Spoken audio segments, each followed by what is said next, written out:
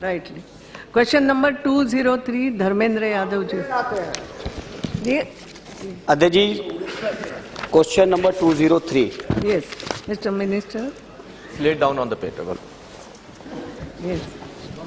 अध्यक्ष जी, सभा पटल पर रखे हुए उत्तर में माननीय मंत्री जी ने बेहतर उत्तर देने का प्रयास किया, लेकिन माननीय अध्यक्ष जी, मैं आपके माध्यम से माननीय मंत्री जी से जानना चाहता हूं, क्या मंत्री जी को ये जानकारी है 23/8/2013 को इसी सदन की पटल पर भारत के नियंत्रण मालिका परीक्षक की निष्पादन लेखा रिपोर्ट में भारतीय पुरातन सर्वेक्षण और इससे संबंधित सभी महत्वपूर्ण पदों पर कर्मचारियों की भारी कमी का रिपोर्ट आई थी।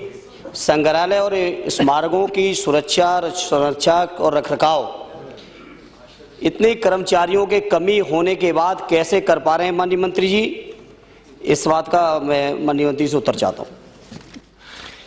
माननीय सांसद ने जो चिंता जाहिर की है वह सच्चाई है कि कुछ म्यूजियम्स के अंदर हमें सक्षम कार्यकर्ता नहीं मिल पा रहे हैं, सक्षम कर्मचारी भी नहीं मिल पा रहे हैं, और जो कमियां अभी महसूस की गई हैं उन कमियों को और एक पारदर्शी पत्र के माध्यम से कल्चर मंत्रालय की सभी जो योजनाएं हैं, जो उनके अंदर पद हैं, उसका एक ग्रंथ समर्थन के माध्यम से इसका इंग्लिश वर्जन तैयार हो गया है, हिंदी वर्जन तैयार हो रहा है, जिसमें सारी कल्चर मंत्रालय से योजना के तहत जो सरकार ने पारदर्शिता का शुरुआत की है वह उपलब्ध है, और इन रिक्त जगहों को भरने की प्रक्रिया जारी है और शीघ्र ही जैसे ही उपलब्ध हो जाएंगे, क्योंकि इस विषय में म्यूजियम्स और आर्काइव विषय में बहुत सारे ज्ञाता नहीं उपलब्ध हैं पूरे देश के अंदर भी, उनकी उपलब्धता पूरी की जा रही है।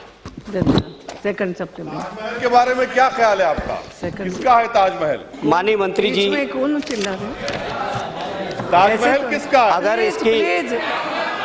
इसकी आर्ताएं कम है, अगर इसकी आर्ताएं कम है माननीय मंत्री जी, तो माननीय मंत्री जी क्या मानव संसाधन मंत्रालय के साथ बैठकर उसमें कोई नए कोर्स या नए बराबर उनके तैयारी कर रहे हैं कि जिससे उनको योग्य कर्मचारी मिल सकें, और यदि नहीं कर रहे हैं तो कैसे कर पाएंगे? जहां तक हमारे दूसरे सप्लीमेंट्री का सवाल है माननीय अध्यक्ष जी, उत्तर प्रदेश ही नहीं पूरे हिंदुस्तान की आज़ादी का केंद्र है इलाहाबाद, और इलाहाबाद केवल आज़ादी का केंद्र ही नहीं, कई मायनों में महत्वपूर्ण स्थान है। संगम नगरी है इलाहाबाद, उत्तर भारत का न्याय का सबसे बड़ा केंद्र है इलाहाबाद, और इलाहाबाद के संग्रहालय को जो माननीय मंत्री ने अपने जवाब में कहा, तमाम संग्रहालयों की तुलना में इलाहाबाद का जो केंद्रीय संग्रहालय है उस संग्रहालय को जो अनुदान मिल रहा है वो माननीय मंत्री जी आप तुलना करोगे तो मैं समझता हूं इलाहाबाद का नंबर नीचे से दूसरा तीसरा आता है, जबकि देश की आज़ादी में, देश के निर्माण में, हर क्षेत्र में चंद्रशेखर आजाद की शहादत स्थल है इलाहाबाद, न्यायपालिका का केंद्र है इलाहाबाद, और एक नहीं अनेक आजादी के आंदोलन, गांधी जी के आंदोलन से लेकर इलाहाबाद के बारे में चर्चा करेंगे, दज्जी लंबी चर्चा हो जाएगी।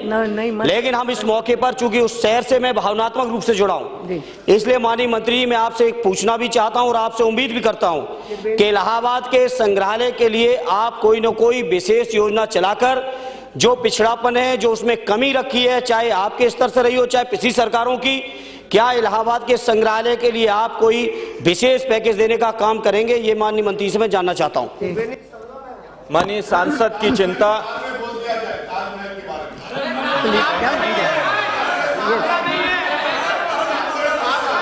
Yes mister minister. माननीय सांसद की चिंता,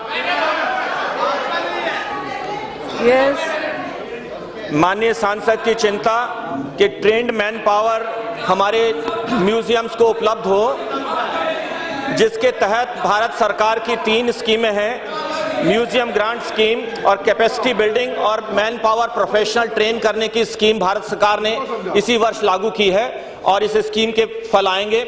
मैं समझता हूं कि पिछले वर्ष में 7 करोड़ 80 लाख रुपए इलाहाबाद म्यूजियम को दिए गए हैं, जो पिछले 2011, 12, 13, 14 में बढ़ती हुई राशि 2 करोड़ 71 लाख से बढ़कर 7 करोड़ 80 लाख हुई है।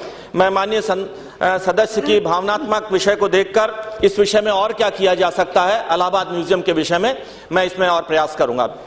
श्री केशव प्रसाद मौर्य।